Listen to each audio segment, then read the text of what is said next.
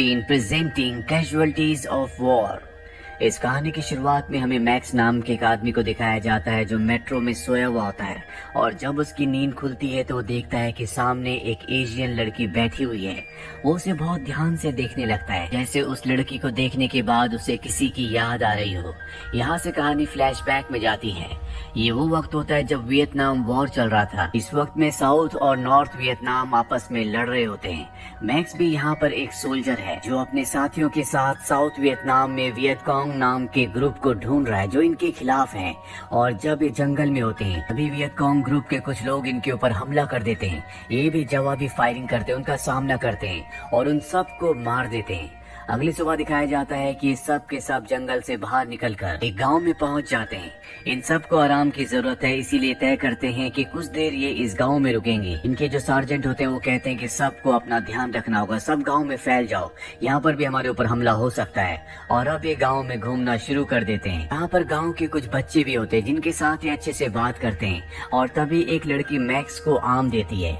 इससे पहले कि वो आम खाता, सार्जेंट कहता है कि किसी भी चीज को यहाँ पर मत खाना, हमें नहीं पता कि कौन यहाँ पर आम इंसान है और कौन वियतकॉन्ग ग्रुप के मेंबर्स हैं। ये आम फट सकता है, इसमें जहर हो सकता है। लेकिन मैक्स को उनकी बातों का यकीन नहीं होता। दरअसल मैक्स को यहाँ पर कुछ ही हफ्ते हुए हैं, इसीलिए उसे वियतनाम के हालातों के बारे में कुछ नहीं पता। अब सब के सब जब आराम कर रहे होते हैं तो मैक्स अपने दोस्त के साथ होता है और तभी एक गोली उसके दोस्त को लग जाती है। दरअसल वियतकॉन्ग ग्रुप ने एक बार फिर से उनके ऊपर हमला कर दिया है, पर यहाँ पर अब मिलिट्री के हेलीकॉप्टर्स भी आ चुके हैं जो इनके घायल साथी को और इन सब को यहाँ से वापस कैंप ले आते हैं। इनके घायल साथी की मृत्यु हो जाती है, जिससे सब के सब बहुत ज्यादा गुस्से में आ जाते हैं। ये उन गाँव वालों को सबक सिखाना चाहते हैं, इसीलिए सार्जेंट अपने कुछ साथियों के साथ वहाँ पर जाना चाहते हैं, लेकिन इन्हें गेट पर रोक लिया जाता है और कहा जाता है कि तुम्हें वहां जाने की परमिशन नहीं है। इस बात से सार्जेंट को बहुत गुस्सा आता है, लेकिन फिलहाल वो कुछ भी नहीं कर सकते। अब अगले दिन इन्हें एक और टारगेट दिया जाता है जिसमें इन्हें एक हिल पर जाना है जहां पर बहुत सारे वियतकॉन्ग हो सकते हैं। तो जब तक वो गोलियां न चलाएं ये गोलियां नहीं चला सकते। सार्जेंट कहते हैं कि इस सफर में हम किसी गाँव से एक लड़की को उठा लेंगे ताकि हमारा सफर आसानी से कट सके। एक्स को ये बात बहुत अजीब लगती है और जब सब चले जाते हैं तो वो अपने एक साथी से कहता है कि सार्जेंट ऐसा कैसे कर सकते हैं। वो कहते हैं कि वो शायद मजाक कर रहे हो, लेकिन ये मजाक नहीं होता। सार्जेंट अपने सभी साथियों के साथ उस गांव तक पहुंच जाते हैं और उस गांव से एक परिवार से एक लड़की को उठा लेते हैं जिसकी उम्र 20 साल होती है। हालांकि सभी देख रहे होते हैं, लेकिन गांव वाले इनके आगे जबान नहीं खोल सकते, क्योंकि अगर किसी ने भी इस बात पर ऑब्जेक्शन किया तो ये उसके परिवार को मार देंगे। मैक्स को ये सब कुछ बहुत अजीब लग रहा होता है, इसीलिए वो उस परिवार से माफी मांगता है। अभी सब के सब उस लड़की को लेकर अपने सफर पर आगे बढ़ चलते हैं। रास्ते में मैक्स सार्जेंट से कहता है कि ये एक तरह की किडनैपिंग है, हम सब सोल्जर्स हैं, हम लोगों की रक्षा के लिए बने हैं, हमें ऐसा नहीं करना चाहिए। इस बात पे सार्जेंट को गुस्सा आता है और वो उसे कहते हैं कि तुम सबसे आगे जाओ। मैक्स सब आगे जाता है और दूसरे सोल्जर से बात करता है, लेकिन उसे भी इस बात पर गर्व होता है कि उन्होंने गाँव से लड़की को उठा लिया। मैक्स के अलावा किसी को भी इस बात का दुख नहीं है। अभी रास्ते में एक जगह आराम करते हैं और तब एक बार फिर से वो सार्जेंट से पूछता है कि हमने ऐसा क्यों किया। सार्जेंट कहते हैं कि हमें शक है कि ये एक वियतकॉन्ग जासूस है, इसीलिए हमने इसे इसके घर से उठाया है। लेकिन मैक्स जानता है कि ये झूठ है। वो कहता है कि ये एक मासूम लड़की है, ये किसान की बेटी है। लेकिन सार्जेंट को उसकी बात बिल्कुल अच्छी नहीं लगती, इसीलिए वो उस लड़की को बालों से पकड़कर उठा देता है। मैक्स को देखकर बिल्कुल अच्छा नहीं लगता, लेकिन वो सार्जेंट के साथ किसी भी तरह की कोई भी बहस नहीं कर सकता। अब ये सब के सब आगे की तरफ बढ़ चलते हैं और यहाँ पर जितने भी सोल्जर्स होते हैं वो अपने सामान को उस लड़की के ऊपर लाद देते हैं। उसके पैरों में अब चलते चलते छाले पड़ चुके हैं। पूरा दिन चलने के बाद इन्हें वहाँ पर कुछ कॉटेज दिखते हैं जहाँ पर ये आराम करने का फैसला करते हैं। एक्स उस लड़की के पास रुक जाता है, बाकी के सोल्जर्स आगे का रास्ता देखने के लिए चले जाते हैं। इसके बाद मैक्स उस लड़की के पास जाकर उसे पीने का पानी देता है और वो देखता है कि उसके शरीर में घाव के निशान है। वो उन घाव को साफ करना चाहता है, लेकिन उस लड़की को लगता है कि मैक्स उसका फायदा उठाना चाहता है, इसीलिए वो डर जाती है, सहम जाती है। पर मैक्स उसे कहता है कि तुम मुझे अपना दोस्त समझो, मैं तुम्हारा कभी फायदा नहीं उठाऊंगा। और इसके बाद वो उस लड़की को कंफर्टेबल करके उस लड़के के घाव को साफ करता है। अब बाकी के सभी सोल्जर्स यहाँ पर आ जाते हैं और सार्जेंट मैक्स को अपने पास बुलाता है। उसने लड़की के हाथ बांध दिए होते हैं। वो मैक्स से कहता है कि तुम्हें इस लड़की के साथ जबरदस्ती करनी होगी। ये सुनकर मैक्स हैरान हो जाता है। वो कहता है कि मैं ऐसा कभी नहीं करूंगा और वहाँ से जाने लगता है। सार्जेंट कहता है कि ये एक वियतकॉम लड़की है जो कभी हमारी दोस्त नहीं हो सकती, और अब एक एक करके सब उसके साथ जबरदस्ती करने लगते हैं। हालांकि मैक्स उसकी मदद करना चाहता है, लेकिन उसे पकड़ लिया जाता है। इसके बाद मैक्स को उस लड़की की बस चीखों की आवाज आती है। मैक्स इस घटना से पूरी तरह से टूट चुका है।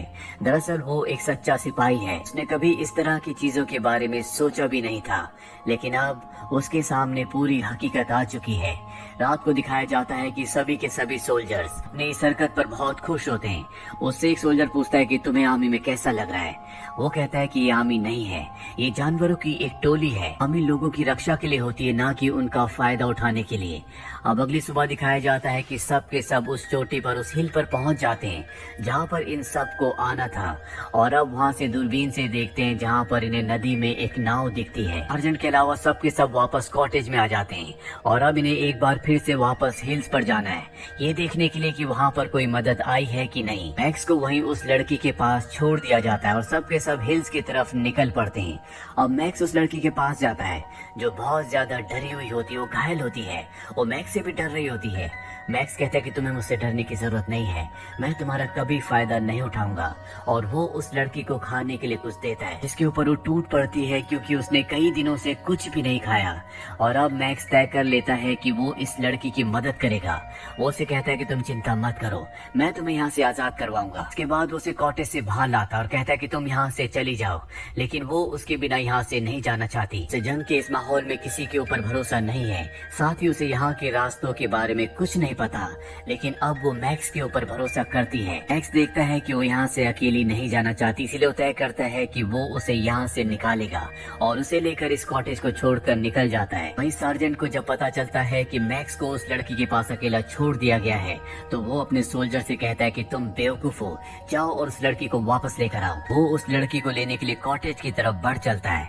रास्ते में उसे मैक्स और वो लड़के दिख जाते हैं। इसके बाद लड़की को एक बार फिर से पकड़ लिया जाता है।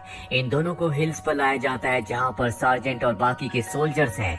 ये वहाँ पर नाव में वियतकॉम्स को देख रहे होते हैं और तय करते हैं कि इन्हें वापस जाना होगा, क्योंकि ये अकेले इनका सामना नहीं कर सकते। तो तभी लड़की खांसने लगती है और उसकी खांसी की आवाज से वियतकॉम्स को पता चल जाएगा कि यहाँ पर सोल्जर्स हैं, इसीलिए एक सोल्जर उसका मुंह दबा देता है। सार्जेंट कहता है कि हमें इसे मारना होगा। वो चाकू सोल्जर को देता है, लेकिन वो सोल्जर मना कर देता है, क्योंकि कहीं न कहीं उसके अंदर भी इंसानियत होती है। वो जानता है कि सार्जेंट जो भी इस मासूम लड़की के साथ कर रहा है वो गलत है। इसके बाद सार्जेंट एक एक करके सभी सोल्जर्स को उसे मारने के लिए कहता है, लेकिन कोई उसे नहीं मारता, और ये देखकर सार्जेंट को गुस्सा आता है। वो खुद उस लड़की के पास जाता है और उसे चाकू से मारने वाला होता है कि तभी मैक्स गोली चला देता है और कहता है कि अब इसे मारने की कोई जरूरत नहीं है, क्योंकि वियतकॉम को पता चल चुका है कि हम यहाँ पर है। वियतकॉम वहाँ से गोलियां चलाना शुरू कर देते हैं, जिसके बाद दोनों तरफ से गोलियां चलना शुरू हो जाती है। उस लड़की को मौका मिल जाता है। वहाँ पर एक रेलवे ट्रैक का ब्रिज होता है, वो उस ब्रिज के जरिए दूसरी तरफ जाना चाहती है। सार्जेंट सबको कहते हैं कि इसे मार दिया जाए, इसे गोलियों से छलनी कर दो। मैक्स से सुनकर उस लड़की को बचाने के लिए जाना चाहता है, लेकिन तभी सार्जेंट उसे मारता है और वहीं पर गिरा देता है, जिसके बाद उस लड़की को कई गोलियां मारी जाती है और वो ब्रिज से नीचे गिर जाती है। अब यहाँ पर आर्मी के बहुत सारे हेलीकॉप्टर्स आ जाते हैं जो वियतकॉम के ऊपर हमला कर देते हैं। मैक्स अब भी ब्रिज के पास होता है जो उस लड़की की बॉडी को देख रहा होता है। उसने अपने इस पूरे सफर में जो कुछ अपनी आंखों से देखा है, जो कुछ एक्सपीरियंस किया है, वो उसके लिए एक भयानक सपने से और कुछ भी नहीं है। अब इन सब को बचाकर वापस ले जाया जाता है। मैक्स अब तय करता है कि जो कुछ उस लड़की के साथ हुआ था वो गलत हुआ था और वो उसके खिलाफ आवाज उठाएगा। और तभी उसका एक दोस्त यानी उसका साथी जो उसके साथ उस सफर में था, वो आता और कहता है कि तुम्हें सब कुछ भूलना होगा, इसका कोई भी फायदा नहीं है। मैक्स कहता है कि नहीं, मैं सब कुछ लेफ्टिनेंट को बता दूंगा। वो लेफ्टिनेंट के पास जाता है और उसे सब कुछ बता देता है, पर लेफ्टिनेंट को इस बात से कोई भी फर्क नहीं पड़ता। वो कहते हैं कि मैं इस बात को दबा दूंगा। ये सुनकर मैक्स पूरी तरह से हैरान होता है। हालांकि वो बहुत कुछ बोलना चाहता है, लेकिन वो उसके सीनियर है, इसीलिए वो यस सर बोलकर वहाँ से निकल जाता है। अब कुछ दिनों बाद दिखाया जाता है कि एक गांव में आग लग चुकी है। यहाँ पर मैक्स दूसरे सोल्जर्स के साथ जाता है ताकि लोगों को रेस्क्यू कर सके। वो एक सोल्जर से कहता है कि उस लड़की के साथ जो कुछ भी हुआ है, मैं उसे इंसाफ दिला कर रहूंगा, मैं इसके खिलाफ आवाज उठाऊंगा। हम सोल्जर्स हैं, हम लोगों की मदद करने के लिए बने हैं, ना कि लोगों को मारने के लिए। इसके बाद वो कैप्टन के पास जाता है और उनसे कहता है कि मैं आपको कुछ बताना चाहता हूँ।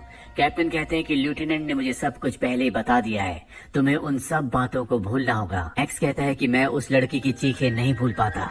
इस बात पर कैप्टन को गुस्सा आ जाता है। वो कहते हैं कि मैं भी हर रोज अपने मरते हुए सोल्जर्स की चीखों को सुनता हूँ। तुम क्या चाहते हो? जो सोल्जर्स हमारे देश के लिए यहाँ पर लड़ रहे हैं, अपनी जान पर खेल रहे हैं, मैं उन सबको जेल के पीछे भेज दूं?